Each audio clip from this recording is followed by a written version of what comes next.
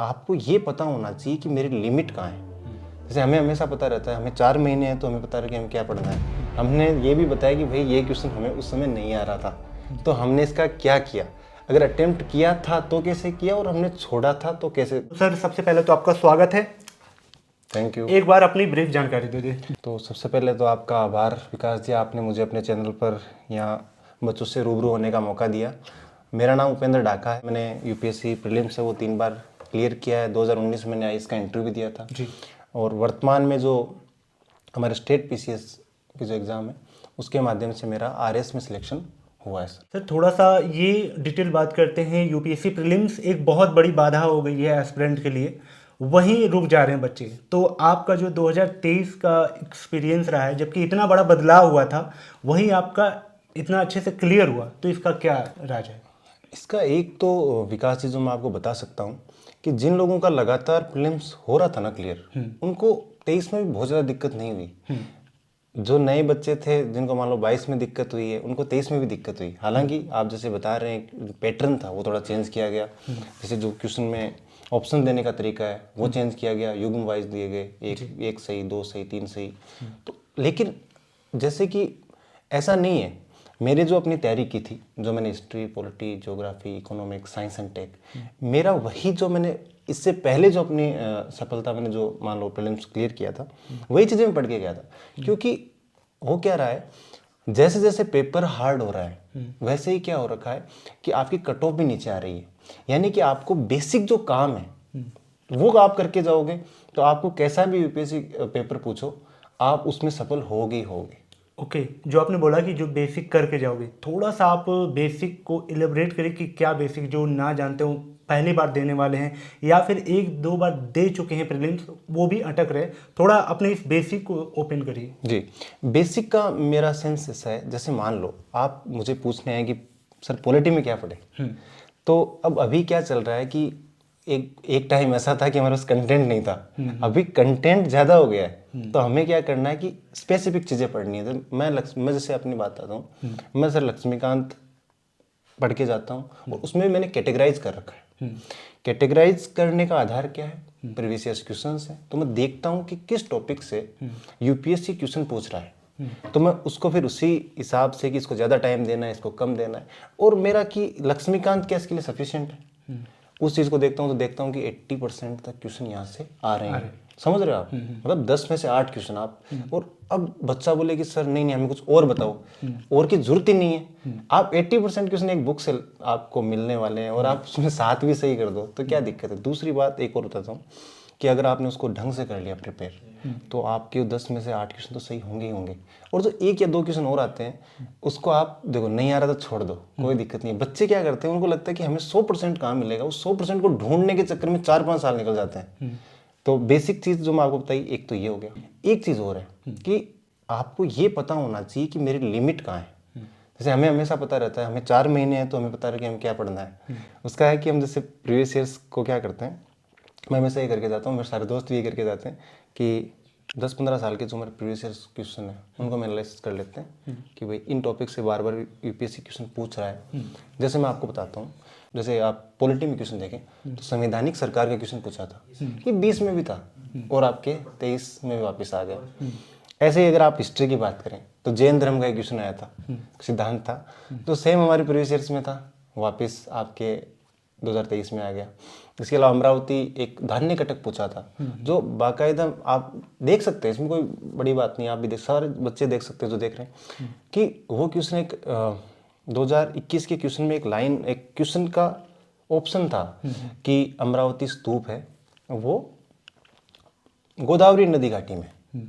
अब अगर आप प्रीवियस करके जाते हो, आप अमरावती स्तूप के बारे में पढ़ के जाते हो, तो पता चलता है कि अमरावती का ही पुराना नाम धान्य कटक या धरणीकोट था। तो बेसिक का मेरा मतलब था, आप एक तो जो स्टैंडर्ड कंटेंट है उसको पढ़ें और एक आप प्रीवियस जो क्वेश्चन है वो आप थोड़ा सा ढंग से करके जाएं। जो पहला प्रीलिम्स था मेरा उसमें फेल हुआ था और बहुत इजी प्रीलिम्स था उसमें भी फेल हुआ था। उसका रीज़न क्या है कि देखो अगर आप जो यूपीएससी डिमांड करता है वो आप नहीं करके जाओगे ना, तो देखो असफलता भी जैसे इस जर्नी का पार्ट है, और जितना जल्दी सफल होना है उतने जल्दी हमें क्या वो मिस्टेक्स सीखनी पड़ेंगी कि कौन सी मिस्टेक नहीं करनी है। तो जैसे कि इस बार से हमने वो जो कोर्स एक लोनेट्स किया है, तो उसमें क्या है कि जो अगर बच्चा खुद एनालिसिस कर सकता है उसकी कोई दिक्कत नहीं, लेकिन अगर आपको लग रहा है कि मैं बार बार लैग कर रहा हूँ यही 10-15 नंबर से 20 नंबर से, मैं बहुत अच्छी तैयारी कर रहा हूँ पूरी साल, तो वो चीज़ हमने उसमें समझाई है। जो 5 साल के हमने क्या किया है, प्रीवियस जो है उनको हिस्ट्री, पॉलिटी, ज्योग्राफी सभी के प्रीवियस से 5 साल के उनको मैंने, धर्मेंद्र सर ने, और दूसरी बात इसका फ़ायदा है कि एक और है, जैसे मैंने 3 बार प्रीलिम्स पास किया है, धर्मेंद्र सर ने 4 बार किया है, तो हमारा जो नॉलेज, जो हमारा एक्सपीरियंस है वो भी हमने उसमें ऐड किया है कि क्वेश्चन को उसी जगह किस प्रकार से सोल्व करना है, एकदम अलग लीक से हट के आ गया तो आपको क्या करना है। और सबसे बड़ी बात क्या है कि बच्चे 100 का 100 करने की सोचते हैं। हमने ये भी बताया कि भाई ये क्वेश्चन हमें उस समय नहीं आ रहा था, तो हमने इसका क्या किया, अगर अटेम्प्ट किया था तो कैसे किया, और हमने छोड़ा था तो कैसे छोड़ने पड़ेंगे, तो वो भी हमने उसमें समझाया। तो वहाँ अच्छी चीज़ बच्चों के लिए क्या रहेगी, थीम की रिपीटेशन वगैरह भी वहाँ पे आपने डिस्कस की है, और अलग अलग थॉट कैसे उसको टैकल करना है, किसी भी क्वेश्चन को अगर आपको नहीं आ रहा है तो उसके अलग थॉट कैसे आप चला सकते हैं, वहाँ पे सारी चीज़ें हैं। बिल्कुल। और एक चीज़ और भी है कि आप किसी बच्चे से, आप तो काफ़ी, मैं जैसे आपको देखता हूँ आप मुखर्जी नगर में रहते हैं और बच्चों से परिचित भी, आप बार बार उनसे पूछते भी रहते हैं कि क्या दिक्कत आ रही है, क्या हो रही है, तो आप कि सर हम पढ़ रहे हैं, हम तो कभी 10 नंबर से रह गए, कभी 5 नंबर से रह गए, अब रहो चाहिए आप 1 नंबर से ही, आपको एक पूरा का पूरा साल बर्बाद हो जाता है। तो उन बच्चों के लिए जिनका ऐसा लग रहा है कि सर हम पूरी साल मेहनत कर रहे हैं, हमारा 15-20 नंबर से ही लैग कर रहा है, उनके लिए तो रामबाण है। क्यों?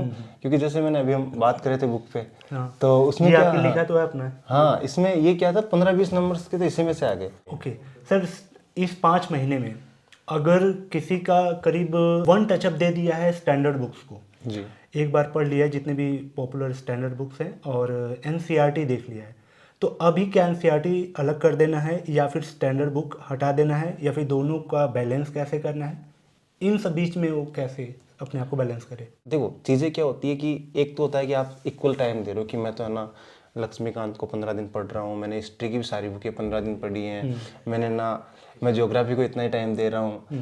नहीं, अभी क्या करना है कि अभी आपको ये देखना है कि कहाँ से क्वेश्चन ज़्यादा आ रहे हैं, सब्जेक्ट के वेटेज के हिसाब वेटेज के हिसाब से। और जहाँ तक आप स्टैंडर्ड बुक और उसकी बात कर रहे हो, आपने अगर देखो एक चीज़ और ध्यान रखना, अपने रिसोर्सेज को बहुत ज़्यादा चेंज मत करना।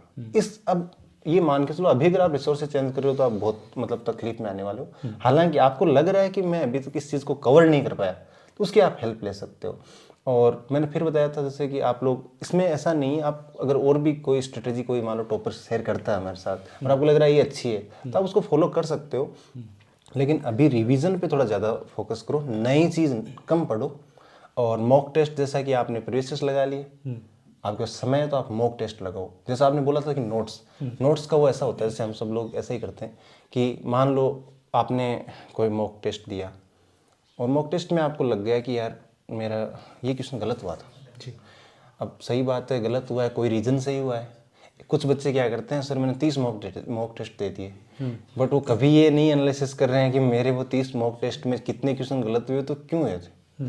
वो जो आप नोट्स बता रहे थे उसी चीज़ के नोट्स होते हैं, जैसे टॉपर्स भी बोलते हैं कि है ना, मैंने क्या किए, अपने मॉक टेस्ट से नोट्स बना लिए। तो वो ऐसे ही बनाते हैं कि ये क्वेश्चन था मेरा पॉलिटी में, मान लो कोई क्वेश्चन है, मान लो पार्लियामेंट से कोई क्वेश्चन था, आपका गलत हो गया, इसका मतलब आपने लक्ष्मीकांत से पार्लियामेंट को ढंग से नहीं पढ़ा है, तभी वो आपका गलत हुआ है।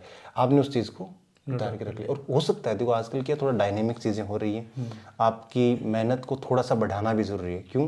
क्योंकि अब क्या हो रखा है कि मान लो धीरे धीरे यूपीएससी बाहर के सोर्सेज भी थोड़ा सा काम में ले रही है, तो आपको लग रहा है कि ये चीज़ मेरी बुक में नहीं है, तो उस चीज़ को आप उतार के अपने नोट्स में ऐड कर लो। जैसे मैंने क्या किया, मुझे लग रहा है कि यहाँ 2 ऑप्शन एकदम मैं ठीक था इसमें, ये तो या तो एलिमिनेट होने चाहिए या 2 सही है, जो भी था।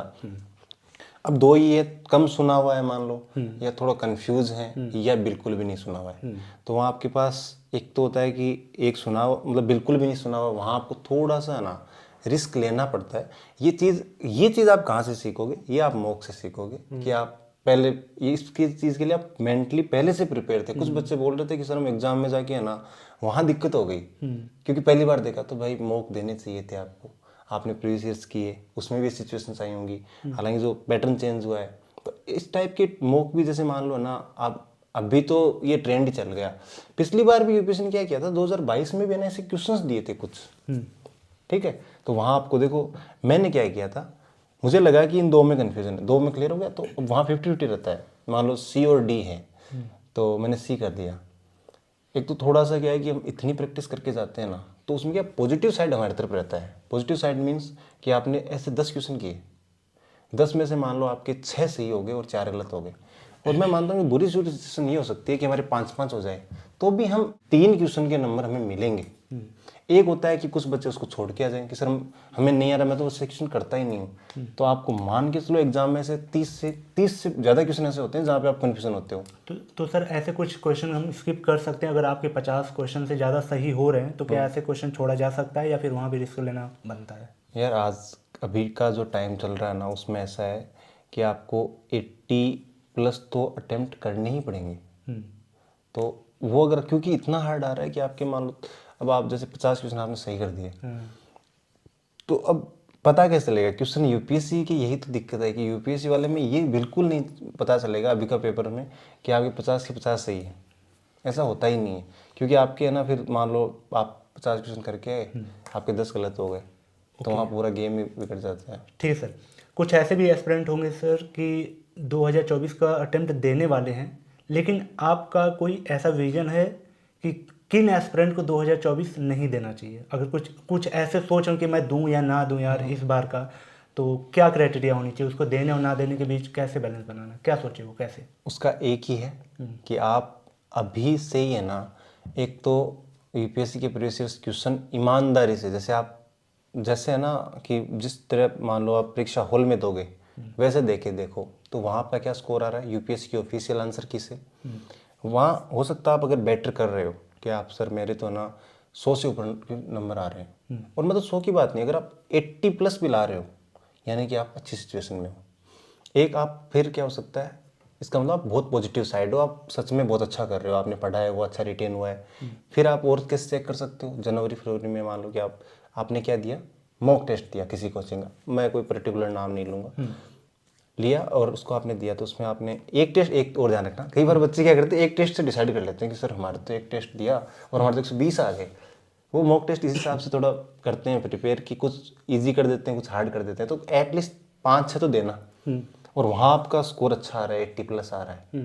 मैंने बहुत सारे ऐसे दोस्त भी देखे हैं जिनके 70 मॉक टेस्ट में आ रहे थे और उनके एग्जाम में 100 तक भी आए हैं। वो आपका क्राइटेरिया होना चाहिए डिसाइड करने का कि मुझे देना है या नहीं देना है।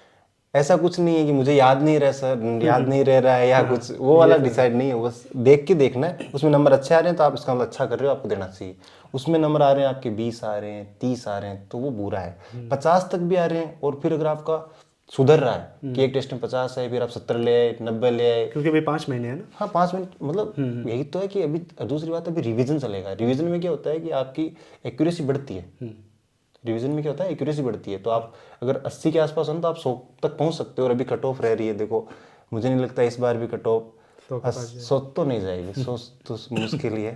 तो ये मान के चलो 90 के आसपास कट ऑफ रह रही है। 90 का मतलब होता है 45 क्वेश्चन आपने किसी प्रकार से सही कर लिए, मतलब कट पिट के। ओके सर, अभी तक पूरी बात में आपने सिर्फ और सिर्फ स्टैंडर्ड बुक और एनसीईआरटी पीवाईक्यू के ऊपर फोकस किया है। क्या आपको ऐसा लगता है अब तक के एक्सपीरियंस के आधार पे कि जो भी आप स्टैंडर्ड बुक पढ़ रहे हैं उसका जो कोर हमारी थीम वगैरह हमें पता हो जाती है पीवाईक्यू से कि हाँ भाई यहाँ से क्वेश्चंस आ रहे हैं, करंट का वहाँ पे वेटेज पहले तो, और कुछ करंट में चीज़ें चल रही हैं जो आपके कोर सब्जेक्ट से रिलेट करती हैं, तो यहाँ पे बैलेंस बनाना। देखो करंट अफेयर का ऐसा हो रखा है कि अभी एक तो प्रीलिम्स ओरिएंटेड में बात कर रहा हूँ। प्रीलिम्स में ही ऐसा हो रखा है, इतना करंट अफेयर है कि आप कंफ्यूज हो रखे हो 40%।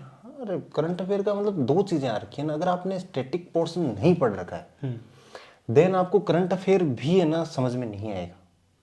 जैसे मान लो कि आपने एक क्वेश्चन आया था, रामानुजाचार्य का आया था, मैं आपको बताता हूँ, दक्षिण भारत वाले। जी जी, और उनकी मूर्ति स्थापित हुई थी।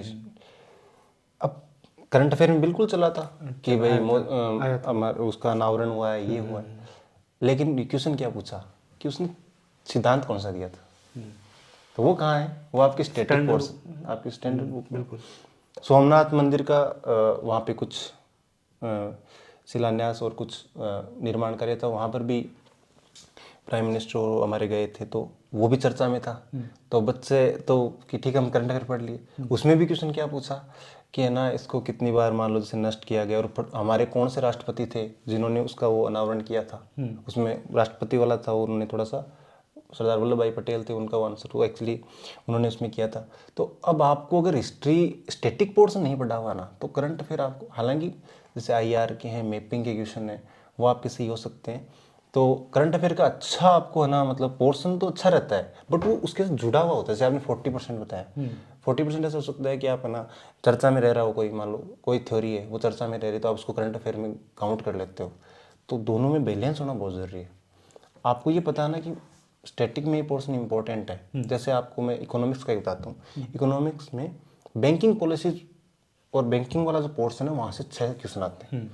अब आ तो रहे हैं 6 क्वेश्चन, लेकिन आपको पता नहीं है कि बैंक दर क्या है, रिवर्स रेपो वो क्या है, ओपन मार्केट ऑपरेशंस क्या है, टर्मिनोलॉजी समझ रहे हो मेरी बात, कि दोनों जब तक आपका स्टैटिक ठीक नहीं है अकेले करंट अफेयर आपको सिलेक्शन नहीं करवा सकता। ओके, कुछ ऐसी बातें जो मैं ना पूछ पा रहा हूँ और इम्पोर्टेंट हो प्रीलिम्स के लिए, तो मन की बात है क्या? मन की बात यही है यार कि है ना खुद पे विश्वास रखो। पहली बात तो आपका सिलेक्शन एक ही इंसान करवा सकता है, वो आप खुद। तो सर औरों का क्या रोल, हम कोचिंग करते हैं, हम किसी से मेंटरशिप लेते हैं, उनका क्या रोल है? वो जस्ट आपको गाइड कर सकते हैं। जैसे मैं फिर बता रहा हूँ, उसमें गाइडर आप खुद भी हो सकते हो। आप अपने लाइट जैसे होता है ना कि प्रकाश से खुद भी हो सकते हो। जैसे मैंने क्या किया था कि 2016 में जब मैं असफल हुआ तो मैंने खुद को एनालिसिस किया कि ऐसी सीधी सी बात है ना आपके, जैसे मैं बता रहा हूँ ना, मैं जब फेल हुआ तो देखा कि नंबर कम कहाँ है, हिस्ट्री में कम आ रहे हैं, तो क्यों आ रहे हैं? क्या मुझे पता था? क्या मुझे पता था कि ये क्वेश्चन मैं इनको पढ़ के गया था क्या, या तब गलत हुए? तो मुझे पता चला कि मैंने जो कंटेंट में पढ़ रहा था ना वो ऐसा कंटेंट था, वहाँ से तो क्वेश्चन नहीं आते। तो फिर मैंने कहा अच्छा कहाँ से क्वेश्चन आते हैं, टॉपर्स क्या पढ़ते हैं? तो सभी टॉपर्स बताते हैं कि आप है ना प्रीवियस से थीम पकड़ लो। तो मैंने भी प्रीवियस 10 साल के निकाल के लाया, देखा। तो सच बता रहा हूँ, उस दिन के बाद में मुझे प्रीलिम्स में ना एक बार मैं सीसेट में फेल कर गया था, वो अलग बात थी, और मुझे कोई दिक्कत वैसे आई नहीं अभी तक। जो भी एग्जामिनर पेपर सेट कर रहा है, जो बना रहा है, उसके लिए एक ही चीज़ है जिसको देख कर वो पेपर बनाएगा, पुराने क्वेश्चन। सिलेबस तो है ही नहीं, प्रीवियस मतलब आप प्रीलिम्स का सिलेबस देखो, है ही नहीं। तो आप और एक और बात, टाइम 5 महीने मुझे लगता है काफ़ी है अगर आप पहले से तैयारी कर रहे हो तो। और अगर आपने अभी स्टार्ट किया है तो थोड़ा सा देखो दिक्कत है 5 महीने में प्रीलिम्स को करना। केवल अगर आप पहले से तैयारी कर रहे हो तो कर सकते हो, कोई दिक्कत नहीं है। आप अगर पहले मेंस की तैयारी कर रहे थे तो ऐसा मत सोचना मैं तो मेंस की तैयारी कर रहा था, अभी तो प्रीलिम्स में 5 महीने बचे। नहीं, मेंस की तैयारी भी कर रहे थे तो आप पॉलिटी तो पढ़ ही रहे थे, हिस्ट्री पढ़ ही रहे थे, वहाँ से फैक्ट आई जाएंगे। ऑब्वियस सी बात है, तो कर सकते हो। और एक सीसेट का ध्यान रखना, सीसेट को हल्के में नहीं लेना है, अभी से स्टार्ट करना। मैथ्स, रीजनिंग और आपके कॉम्प्रिहेंशन है। सर ने भी, जैसे धर्मेंद्र सर ने वीडियो बना रखे हैं कॉम्प्रिहेंशन के, उनकी बुक भी है, तो आप उसको देख सकते हो। और भी अगर आपको लगे कहीं से कि मुझे यहाँ से हेल्प लेनी है, आप ले सकते हो, उस पर मैंने मतलब वीडियो बना रखे हैं। तो बढ़िया खुद को एनालिसिस करो, देखो कि कौन सा चीज़ हमारी वीक है, उन पे अब काम करो। ठीक है, ठीक है sir, thank you so much. Hope guys ये वीडियो आपको पसंद आई हो, वैल्यूएबल लगी हो। सर का जितना भी एक्सपीरियंस है या फिर धर्मेंद्र सर का जितना एक्सपीरियंस है, इन दोनों लोगों ने उस चीज़ को एक ही जगह समराइज किया हुआ है, कैसे आपको PYQ सॉल्व करना होता है, एक एक क्वेश्चन जो आपको आ नहीं रहे उसको कैसे दूसरे एंगल से देखना है। दो अगर चीज़ें आ रही हैं, अगर दो उसमें ऑप्शंस नहीं आ रहा है तो उसमें भी कैसे रिस्क लेना है, वो सारी चीज़ें वहाँ पे समराइज की हुई है, बताई गई हैं।